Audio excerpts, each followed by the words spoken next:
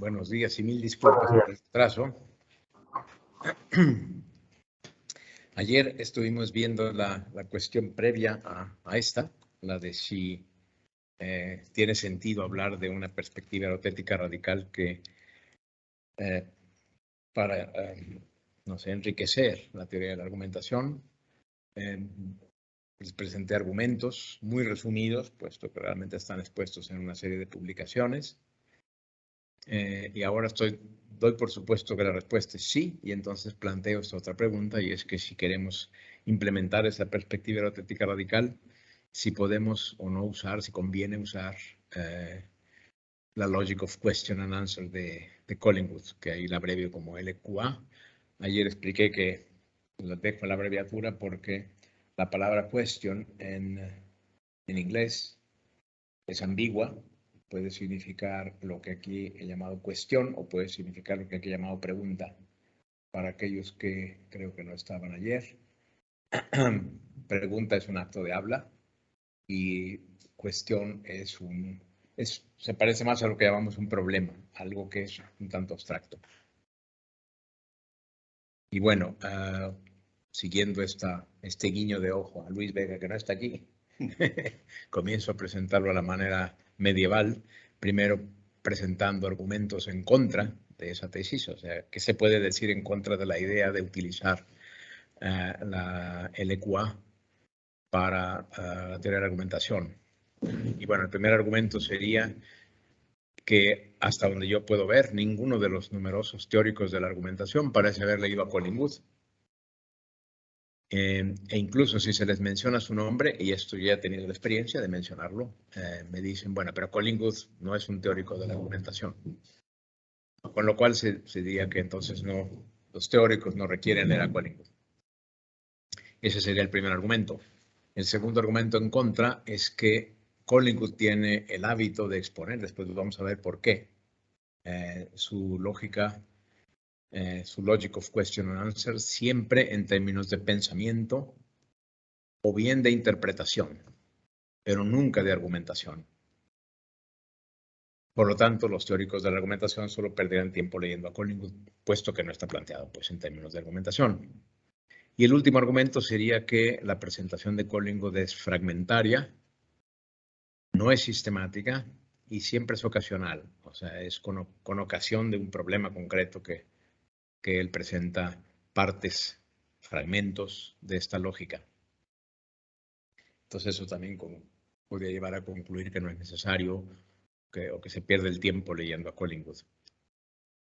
Bueno, voy a responder estos argumentos al final, como solían hacer los medievales, y paso enseguida a razones en contra, o argumentos en contra de los argumentos anteriores.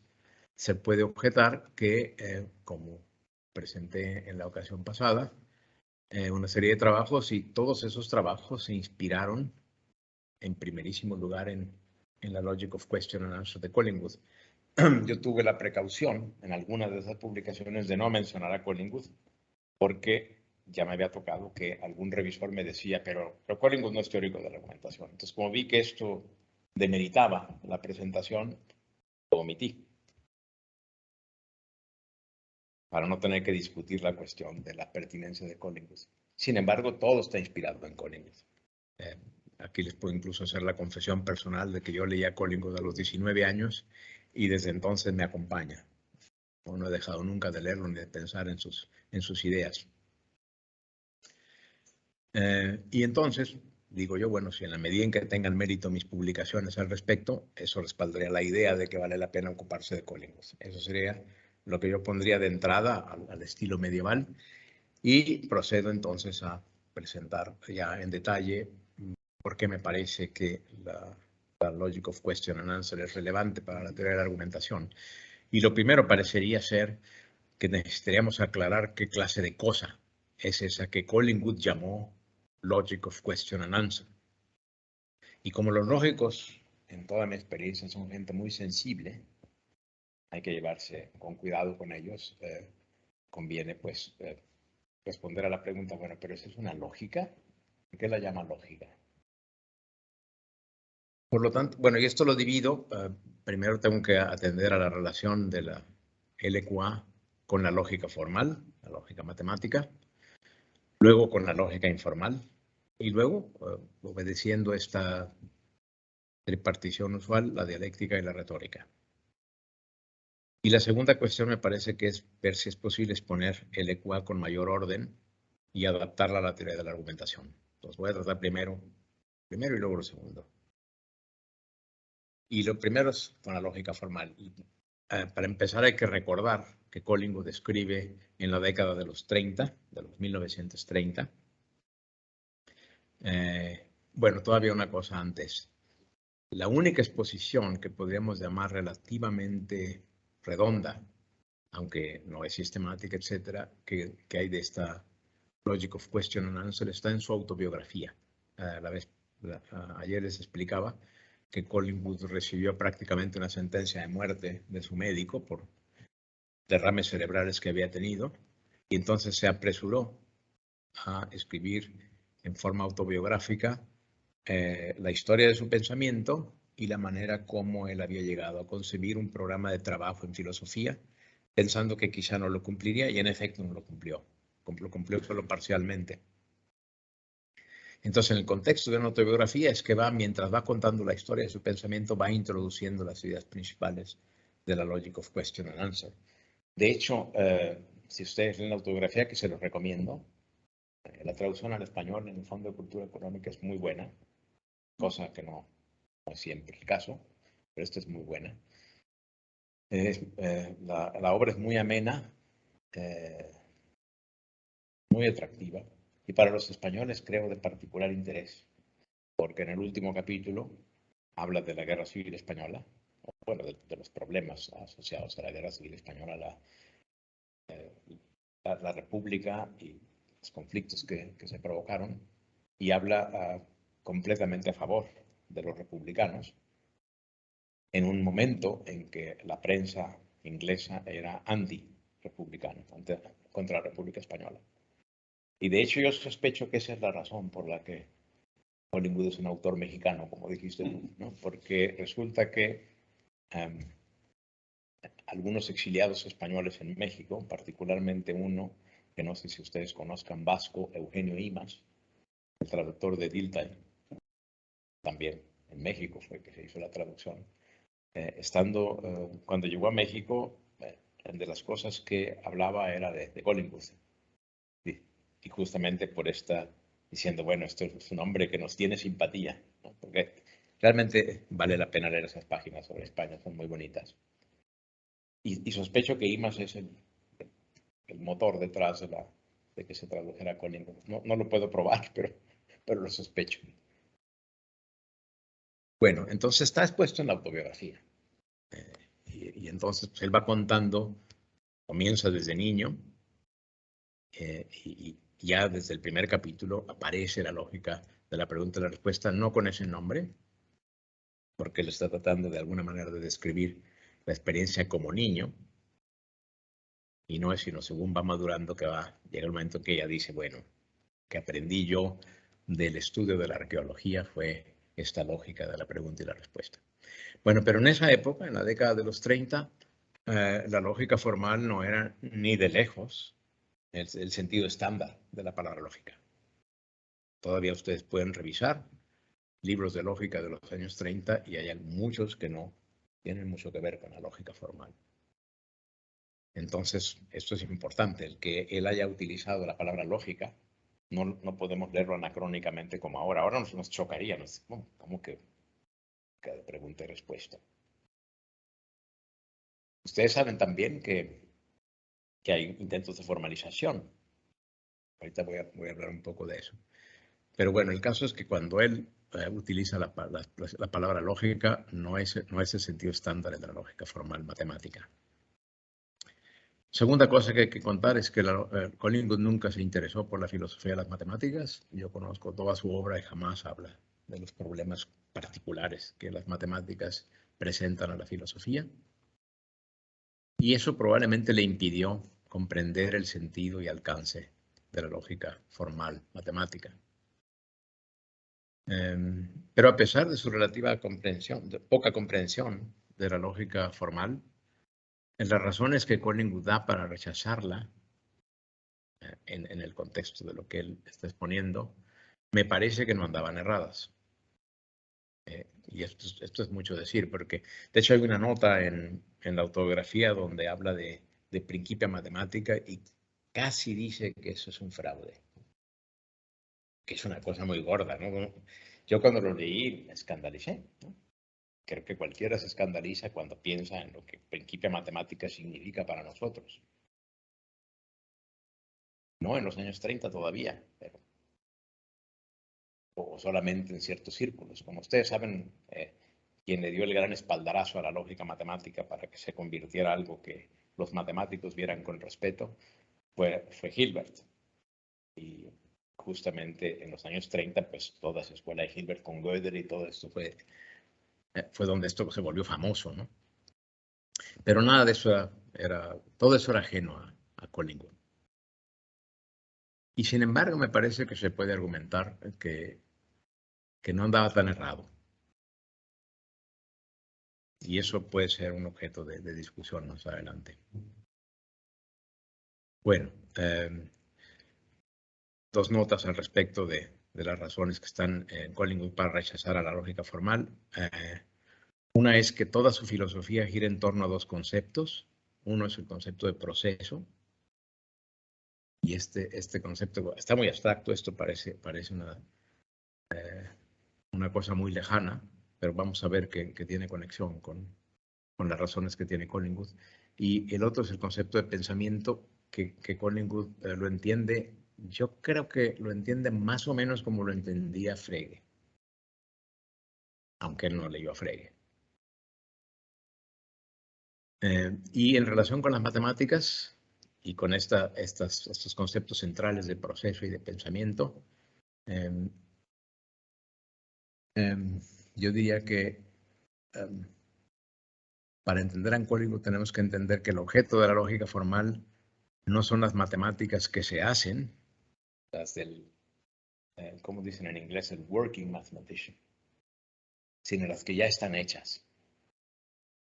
Como ustedes recordaron, el proyecto de Frege, después del proyecto de Russell, era volver a formular las matemáticas de una manera más ordenada, pero las matemáticas que ya existían, no las matemáticas nuevas, las que todavía había que hacer.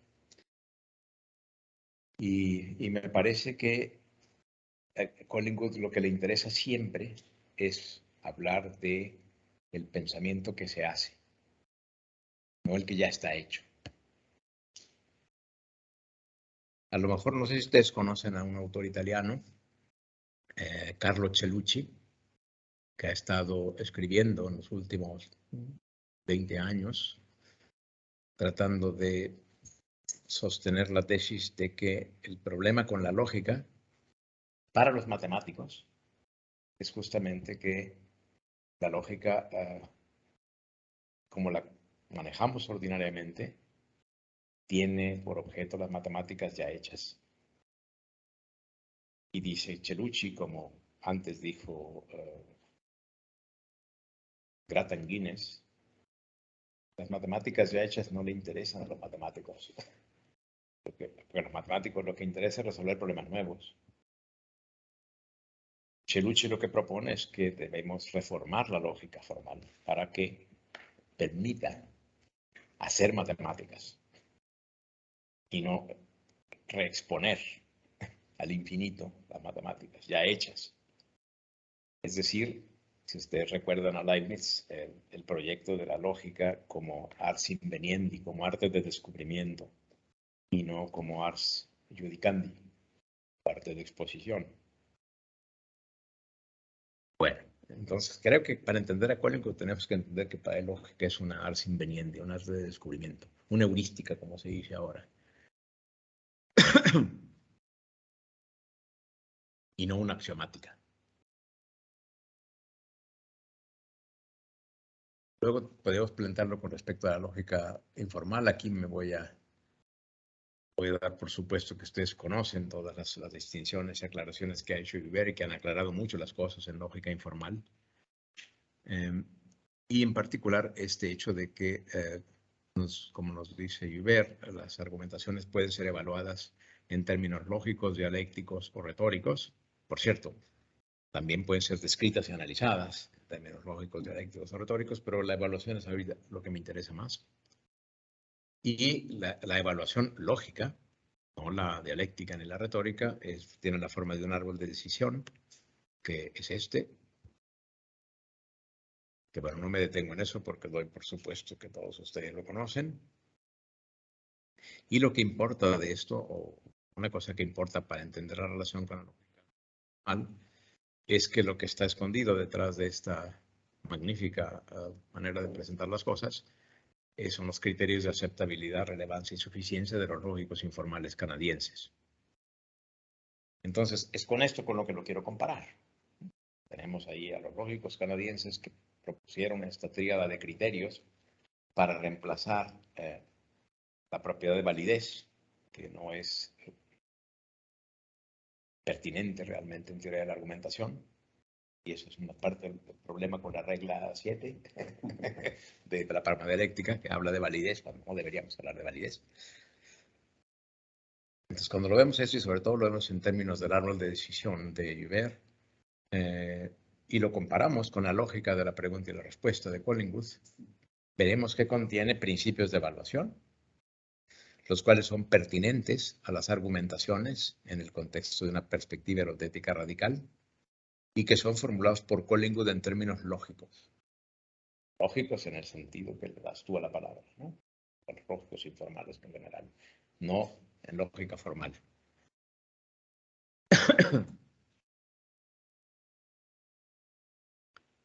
Bueno.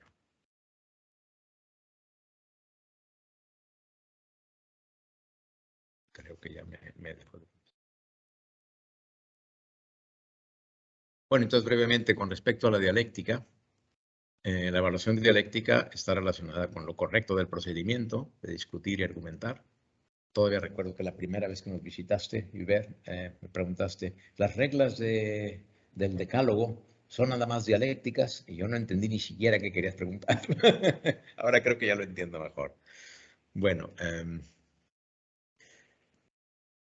si lo que tenemos en dialéctica es un procedimiento correcto para discutir, y la parmedialéctica sería la concepción tal vez más famosa de esto, entonces la comparación tendría que ser en el sentido de que también veremos que Collingwood contiene cosas, dice cosas que apuntan a reglas de evaluación dialéctica con perspectiva erotética. Entonces tenemos tanto reglas de evaluación lógica como reglas de evaluación dialéctica.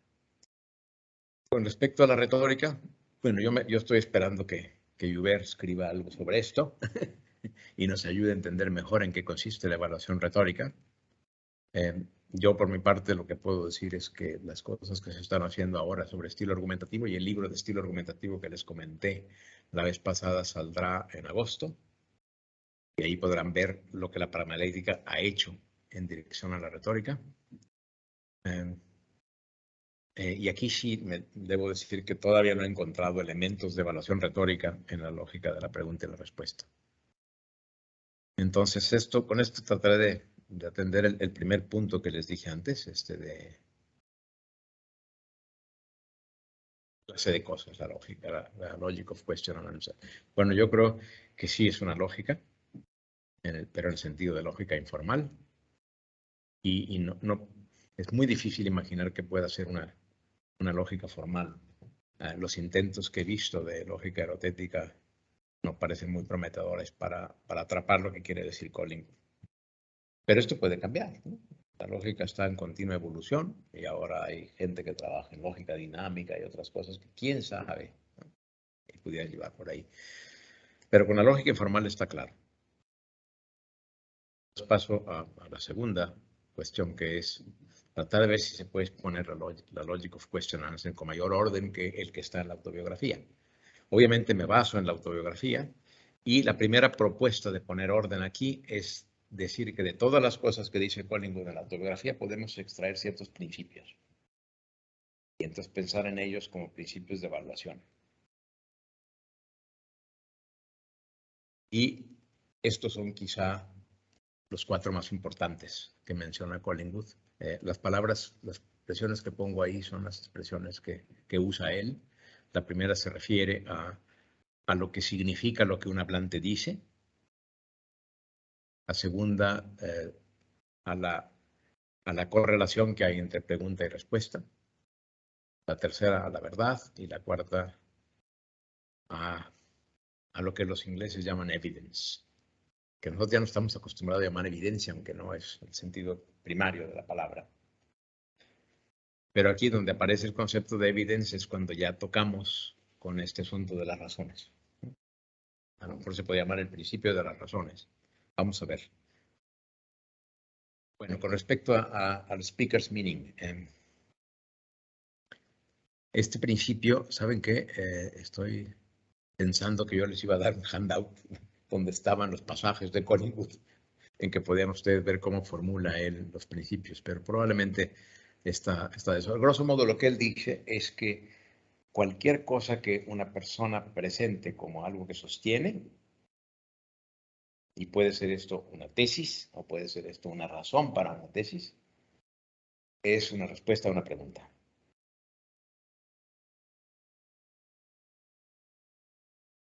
¿Perdón? Pero aquí es lo interesante, que la manera como formula el principio él es desde la perspectiva de un escucha, un lector o incluso un observador. El que escucha o lee algo dicho o escrito por alguien, o el que observa algo hecho por alguien. Aquí insisto en esto de hecho, quiero decirles por qué lo digo. Collingwood llegó a sus ideas sobre la lógica de la pregunta y respuesta, eso nos dice en la autobiografía, por trabajar como arqueólogo.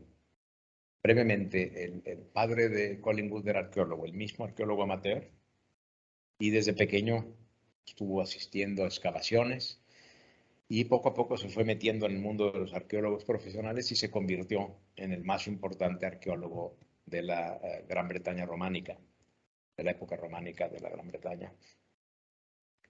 Y tiene muchísimas, cientos de publicaciones sobre arqueología. Y él dice que para él la arqueología fue un laboratorio epistemológico. Ahí se dio cuenta él de cómo llega uno a conocer cosas. Y justamente su experiencia en arqueología fue la que le dijo que los filósofos de su época estaban muy errados en su epistemología. ¿Quiénes eran los filósofos de su época? A los que él se refiere. Él los llama los realistas de Oxford. Porque claro, él estudió en Oxford, entonces eran sus maestros en Oxford. Autores que no son ahora muy famosos, como Cook Wilson, como Pritchard, como Joseph. Sin embargo, estos eran, como también dice Collingwood, eran la parte de Oxford que estaba correlacionada con la parte de Cambridge donde estaban Moore y Russell.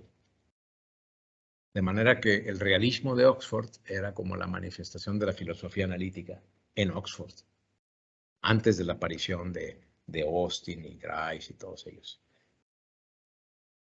Entonces, lo que Moore y Russell sostenían tenía su reflejo en Oxford independiente. Ya ven ustedes que, bueno, siempre había un pique entre las dos universidades, pero los dos tenían el mismo enemigo, lo que ellos llamaban idealistas. Todos ustedes han leído en Moore y en Russell los ataques al idealismo, que ellos dicen haber superado. Bueno, también los realistas de Oxford, por eso se llamaban así, porque atacaban al idealismo. Y uno de los muchos problemas que tenía Collingwood siempre es que una y otra vez lo tachaban de idealista. Y él decía, ¿pero qué significa eso de idealista? ¿Qué quieres decir con eso? Hay una correspondencia, por ejemplo, con Gilbert Ryle, donde Ryle le dice, bueno, usted es, para usar una etiqueta de algún valor, supongo, un idealista. Y él le dice, bueno, y si la etiqueta esa no tiene tanto valor y usted mismo lo reconoce, ¿para qué me llama así? ¿Por qué no mejor se habla de las cosas que digo, no? Y no me pone esta etiqueta que luego trae una serie de connotaciones que son inútiles. Bueno, pero ese es uno de los problemas.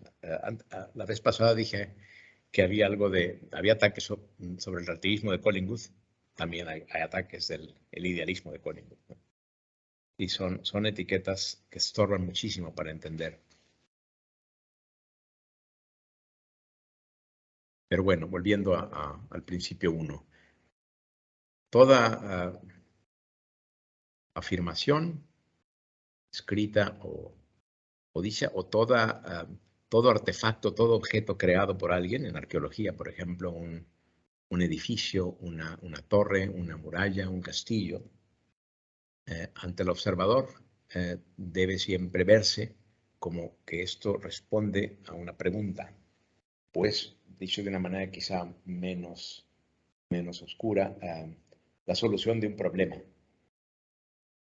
Hace rato veníamos hablando, José y yo le venía diciendo que me llama la atención siempre la UAM porque hay escaleras para arriba y para abajo que no se explican por qué están allí.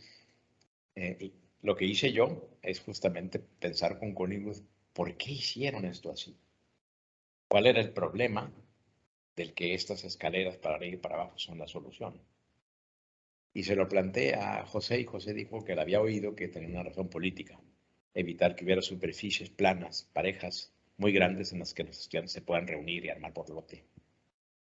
No sé si esa es la explicación correcta, pero esa sería una posibilidad, ¿no? Estaríamos, digamos, haciendo lo que decía el principio 1, estamos interpretando lo que el arquitecto o el ingeniero tenía en mente cuando hizo las cosas así. Estaba solucionando un problema o previniendo que surgiera un problema. Bueno, esta es la idea de Collingwood. El principio 1 de la lógica de pregunta y respuesta es cualquier cosa que una persona dice, escribe o hace solo puede ser interpretada correctamente si nos preguntamos cuál es el problema que está solucionando con esto o cuál es la pregunta a la que está respondiendo.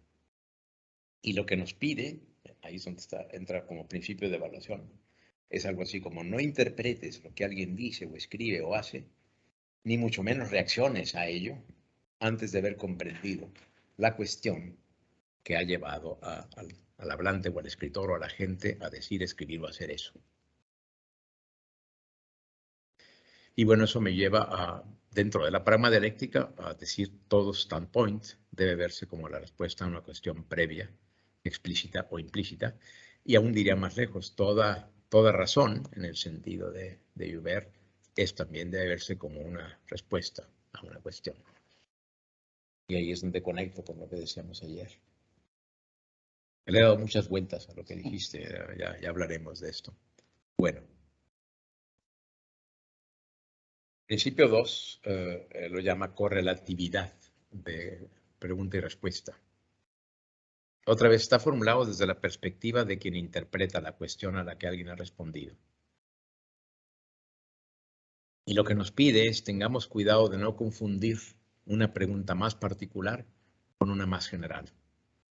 Y siempre considerar que el hablante o escritor, y en el caso de los objetos arqueológicos, el constructor, puede tener en mente una cuestión mucho más particularizada que la que uno se imagina. Yo me atrevería a decir que este principio 2 es el más importante y el que revoluciona más las cosas.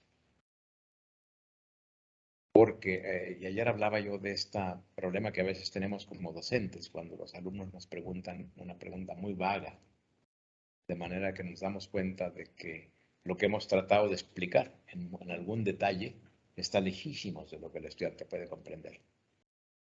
Y entonces él está preguntando, pero es muy difícil responder a la pregunta vaga que hace cuando estamos situados en una exposición más detallada. Entonces tenemos que llevar al estudiante a que poco a poco vaya entendiendo los detalles de lo que estamos haciendo para que haga preguntas inteligentes, informadas, adecuadas al nivel de particularización o de especificidad de las cuestiones que se tratan. Da un ejemplo Collingwood en su autobiografía que es muy ilustrativo. Dice, cualquier persona que se encuentre un artefacto metálico con cables y ruedas, etcétera, podrá decir, bueno, esto parece que es una especie de motor. Pero dice él, esto es lo que un lego, alguien que no sabe, de mecánica ni de motores, diría ante el artefacto. Y diría, ante la pregunta, ¿qué es esto? Diría, es un motor. Y si le pregunto, bueno, ¿qué es un motor? Pues es un aparato construido para mover algo. ¿Qué? ¿Cómo? Ya no puede decir más, porque no tiene los conocimientos de ingeniería. En cambio dice, preséntenle ese objeto a un ingeniero y enseguida comenzará a hacer preguntas muy específicas. Que incluso yo no podría aquí reproducir porque justamente no soy ingeniero, pero comenzaría a decir, a ver, aquí esta banda, esta rueda está conectada de esta manera para obtener esto, e incluso en un momento dado, al estar analizando el aparato, dirá, qué inteligente estuvo esto, aquí hizo algo el ingeniero muy bien, ¿no? Este nivel de especificidad, Collingwood habla de particularización, es lo más importante a la hora de malinterpretar a los autores, donde los entendemos que están contestando una pregunta vaga cuando realmente están contestando una pregunta precisa. Hay unos pasajes maravillosos en la autobiografía donde dice él que hay una tendencia en algunos filósofos a decir que los problemas de Platón en la República son los mismos, son problemas de filosofía política, que los problemas de Hobbes en el Leviatán. Y Collingwood dice, pero ¿cómo puede alguien decir esto? Cuando la polis griega de 500 años antes de Cristo es una estructura completamente diferente a el Estado absolutista del siglo XVII. No pueden ser los mismos problemas. O si ustedes quieren, son los mismos problemas para un estudiante de primer año, ¿no? Que apenas está entendiendo las cosas y todavía... pues ayer, Paula, tú hablabas de eso, ¿no? De cómo los estudiantes de ahora tienen ese problema histórico, ¿no? Que no pueden situarse en cómo eran las cosas antes. Bueno, él lo hace maravillosamente poniendo este ejemplo y dice cómo si queremos reducir los escritos a con esta especie de título general, filosofía política, se ocupan de los problemas políticos, vamos a estar mal entendiendo, porque los problemas van a ser siempre no políticos, sino muy particulares. Entonces, este es el arte, digamos, de interpretar las cuestiones. Y acuérdense que según el principio 1, lo primero es que cualquier cosa que alguien diga o haga tiene que ser interpretada en términos de las cuestiones. El segundo nos dice, bueno, pero ¿cuáles cuestiones? Bueno, pues siempre van a ser cuestiones particulares, con un grado de particularización preciso. Y ese es el que tenemos que entender, porque si no, no vamos a entender nada de lo que se está argumentando. Esto lo planteo en términos de grado de especificidad. Y en un artículo que publiqué sobre eso, el que se publicó aquí en la revista Iberoamericana de Argumentación, doy el ejemplo de que es muy bello, que da Kríaz sobre lo que pasó cuando Carnap leyó el libro Las lecciones de 1914 de Russell sobre el mundo externo. Y entonces, cuando lo leyó y vio una frase en Russell donde dice, bueno, la hipótesis que he presentado aquí acerca de cómo habría que construir el mundo externo, probablemente se podrían hacer mejor afinando los axiomas y precisando, ¿no? Los términos, etc. Y dice Kríaz que Carnap apuntó en el margen de su ejemplar del problema del mundo externo la frase, esta es mi tarea. Y en efecto, en 1925, ¿será? Se publicó la estructura del mundo.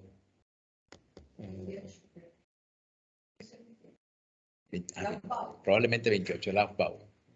Pues ahí está la respuesta, ¿no? Él responde a la pregunta que Russell plantea. Ahora, y ahí podemos ver, por eso me gustó el ejemplo, ¿no? Porque es un ejemplo en el que se ve cómo Carnap, que había leído Principia Matemática, sabía exactamente la pregunta específica que estaba preguntando Russell. Ahora traten de imaginar un estudiante que no lee Principia Matemática y lee eso. ¿Quién sabe qué se imagine? A lo mejor ni siquiera reconoce la pregunta. Porque Russell en el libro no pone una oración interrogativa diciendo la pregunta que tenemos que responder es esta, ¿no? Sino que dice simplemente habría que refinar las cosas. Pero eso enseguida lo reconoce Carnap, no nada más como un problema, sino como un problema particular y específico. Hay que usar las herramientas de principia matemática para resolver esto. Y es a lo que dedica entonces todos esos años y lo logra. Esto es lo que quiero decir con grado de especificidad. Bueno, el principio 3, este sí va a estar medio complicado, porque aquí estamos hablando de la verdad.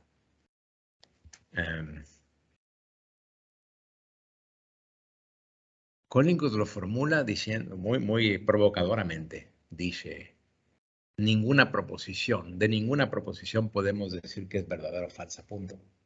Traten de imaginar eso en el contexto de equipo de matemática, ¿no? Y ahora entenderán mejor por qué dice Collingwood que es un fraude de equipo matemática. Porque ahí de entrada, pues, hay la asignación de valor de verdad a las proposiciones, ¿no? Y Collingwood dice, pues no se puede hacer esto. No se puede asignar valor de verdad a las proposiciones.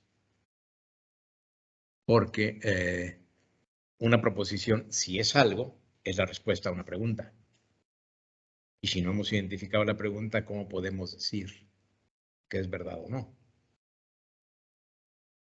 Traten de aplicarlo al ejemplo que dije antes de Platón y Hobbes y pensar si lo que dice Platón, y piensen que en algunos cursos de filosofía política se plantea eso, ¿no? Oiga, y es verdad lo que dice Platón acerca de la justicia. No porque, y entonces comienzo a hablar en términos de los valores del presente. Como si lo que dijo Platón fuera de valor eterno, ¿no? Aplicable a cualquier situación. Y Collingwood dice, pero es que Platón estaba hablando de su época. Está hablando de su ciudad, está hablando de Atenas, está hablando de una serie de cosas, no todas las cuales las explica. ¿Por qué? Pues porque sus lectores las conocían. ¿Por qué las tendría que explicar? Y entonces, si nos preguntamos por la verdad de lo que dijo Platón, tendríamos que más bien plantearnos, bueno, es una respuesta a esa pregunta, a la pregunta que él se hacía, a la pregunta acerca de ciertas cosas de la polis. Bueno, la cuestión de la verdad, pongo aquí, ha dividido los teóricos de la argumentación en dos grupos, como ustedes saben. Hay un grupo de luchadores férreos. En México tenemos ahí a Marc Rolland y Mario Gensolen coquetea también con esto, que hablan de la interpretación epistémica de la argumentación.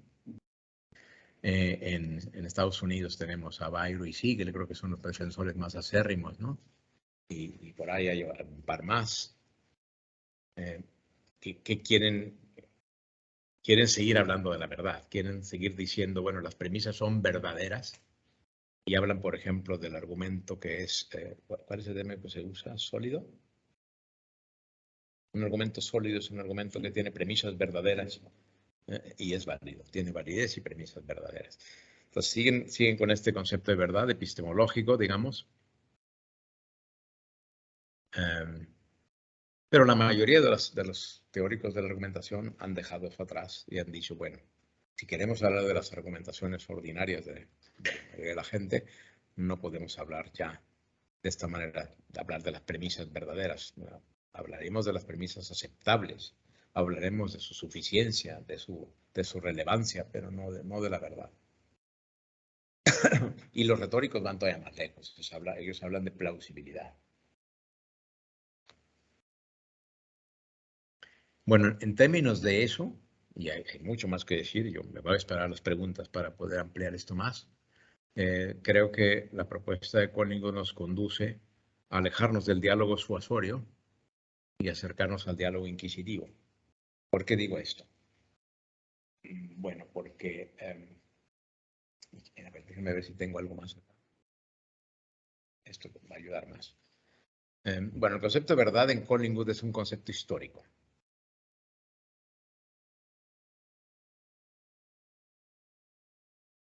Y creo que la mejor manera de entenderlo es un concepto que inventaron los científicos en el siglo XIX, creo que es en el siglo XIX donde se inventa este término.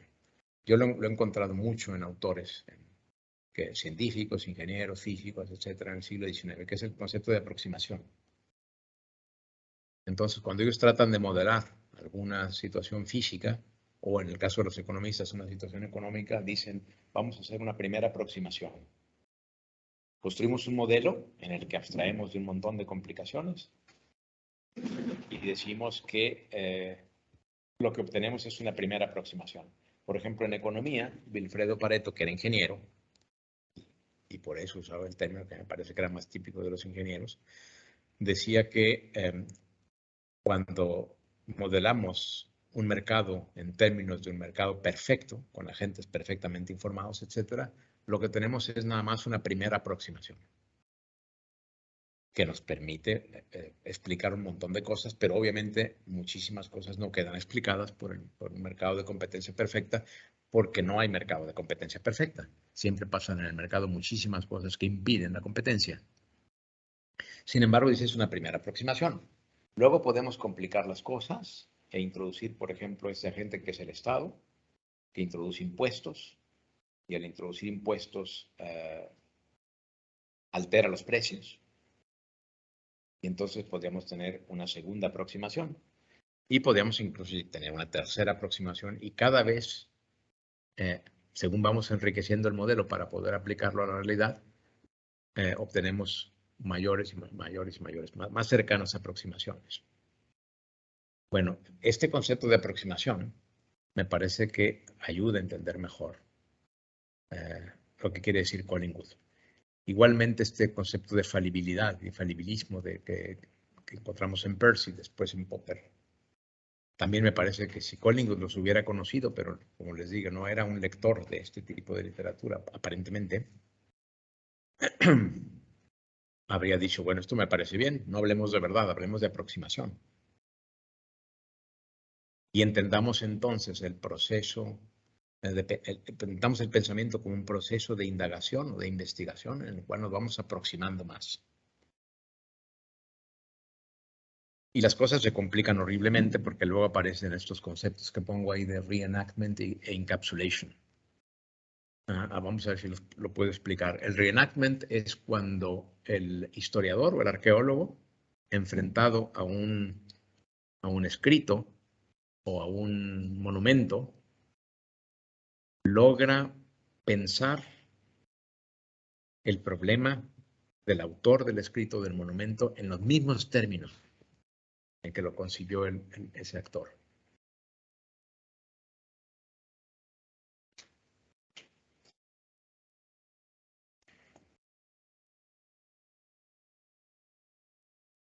Esto ha causado muchísimo ruido porque las personas están acostumbradas a conceptos más vagos de las cosas y piensan que lo que está detrás del reenactment es la empatía. Pero no, tenemos que quitarnos eso de la cabeza. Esos conceptos de empatía o de Einfühlung que inventaron los filósofos alemanes del siglo XIX son completamente irrelevantes. En un artículo que publiqué sobre Collingwood, comparo a Collingwood con Dilthey y muestro cómo los ejemplos que da Dilthey son siempre ejemplos en los que están involucrados emociones. Y el intérprete logra, digamos, revivir las emociones, por ejemplo, del poeta. Y Collingwood diría, bueno, el tema de las emociones es muy importante y él escribió mucho sobre eso, pero aquí estoy hablando de otra cosa, aquí estoy hablando de resolver problemas. Y entonces el problema tiene que ser planteado en los términos exactos en que fue planteado originalmente, de manera que podamos entender la solución exacta y precisa que se dio a ese problema.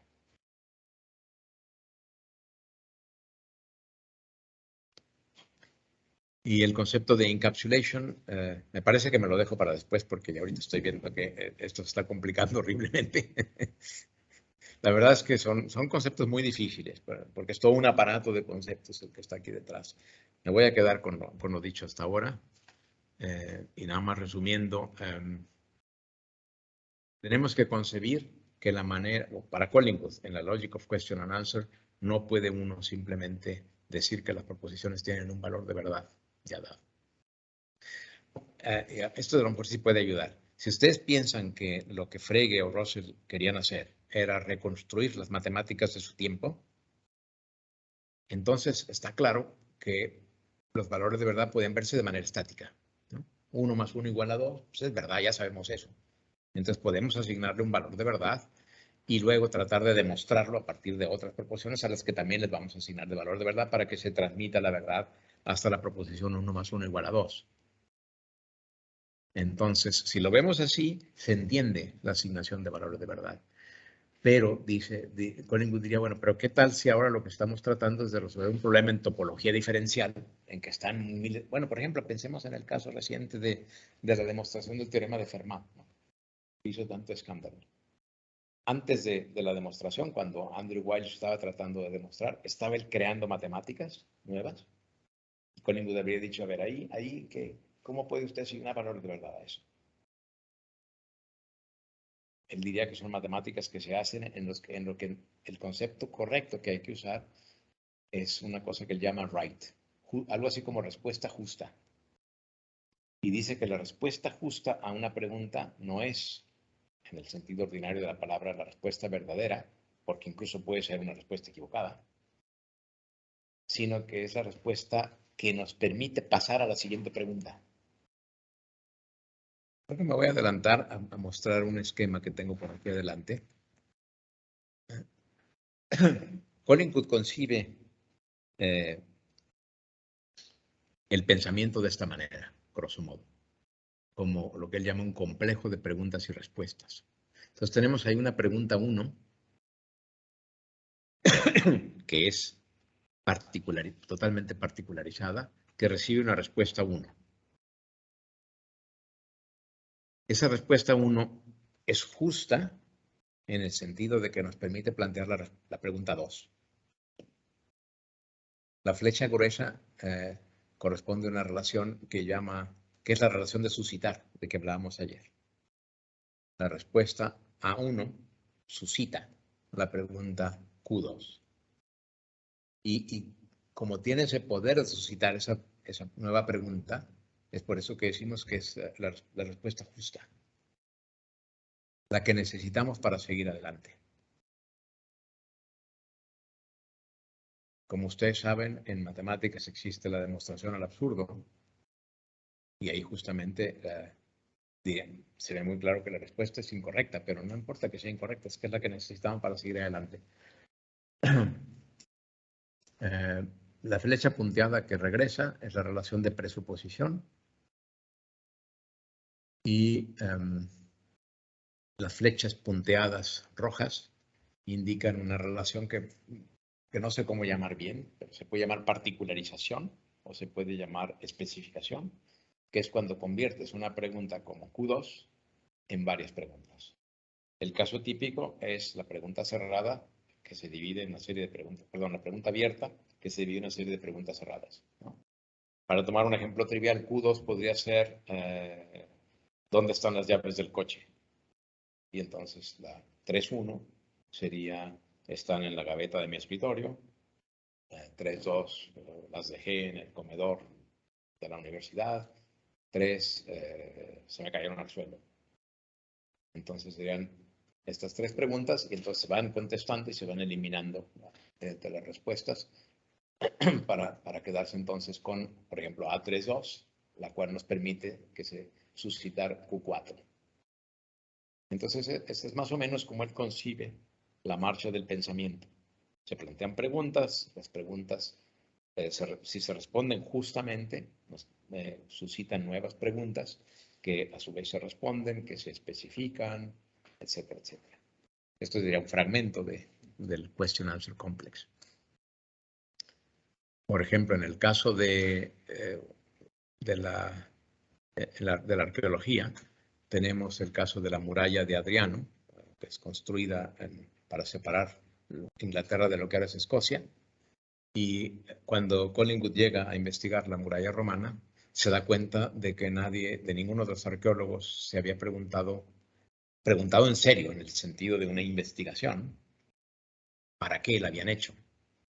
¿Cuál era el problema que los romanos, que Adriano quería solucionar con esa muralla. Se encontró con que todo el mundo decía cosas de pasadita, decía, sí, esa defensa que sirve, esa muralla que servía para defender. Y Collingwood dice, ¿cómo? ¿Cómo defender? ¿Defender de qué? ¿De quién?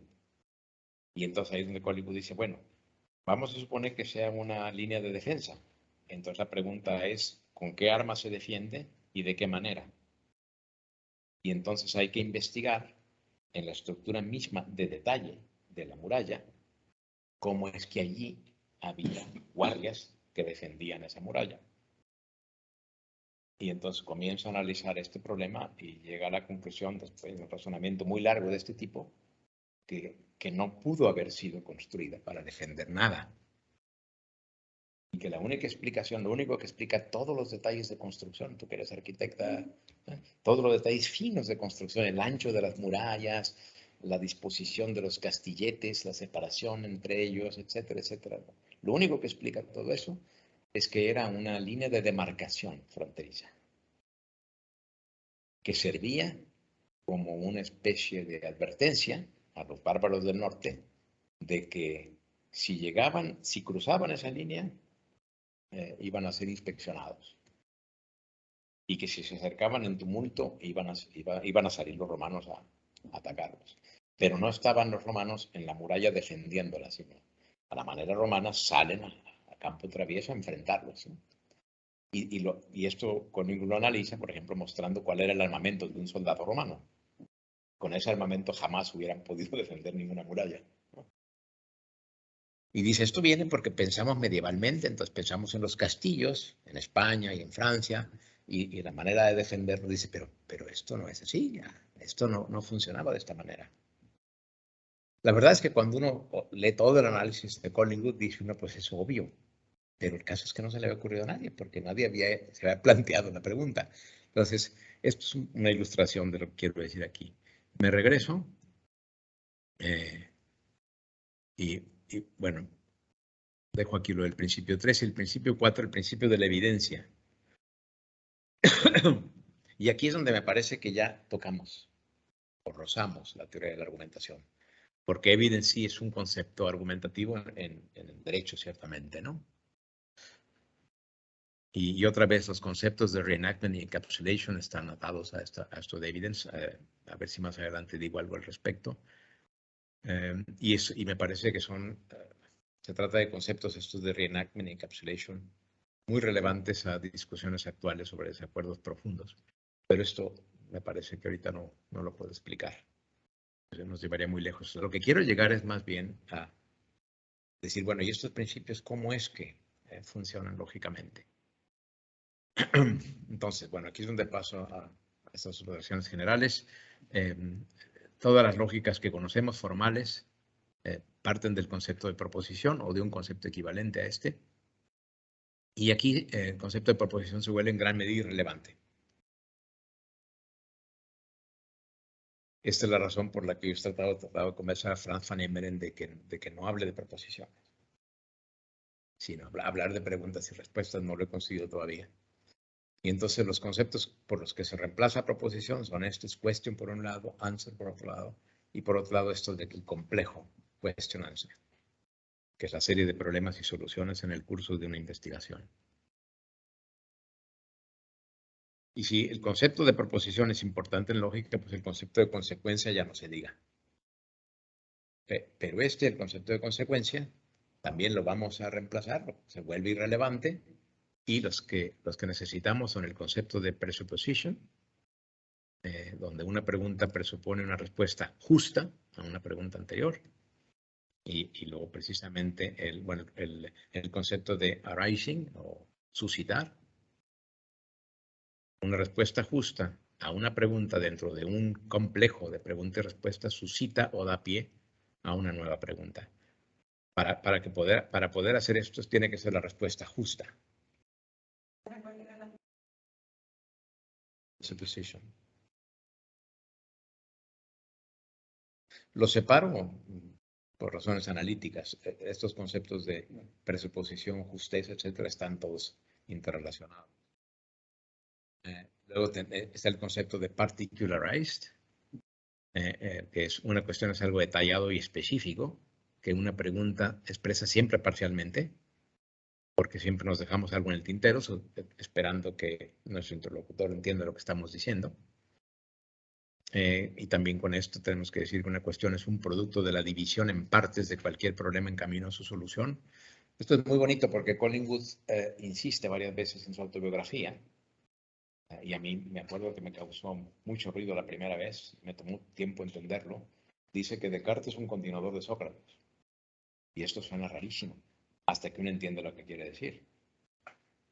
Las reglas de Descartes, ustedes recordarán, se parte de un problema, el problema se divide en todas sus partes, cada una de sus partes se resuelve en el orden correcto, etc. Ya uno que cuando termino entendiendo esto, dice uno, pues sí, es esto, sí. Hay una conexión con Sócrates, porque estos problemas son preguntas y las partes son la división en partes de un problema. Y esta particularized hay que entenderlo no nada más como no tanto como una propiedad o un atributo de una expresión verbal, sino más bien como una relación entre una pregunta y sus sucesoras. Hay que entenderlo como proceso de particularización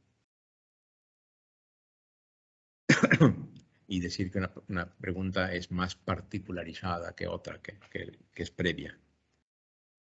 Y finalmente el concepto de justo, en inglés right. No es lo mismo que verdadero.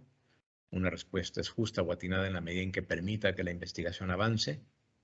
Y a lo que parece, es tanto una relación local como global.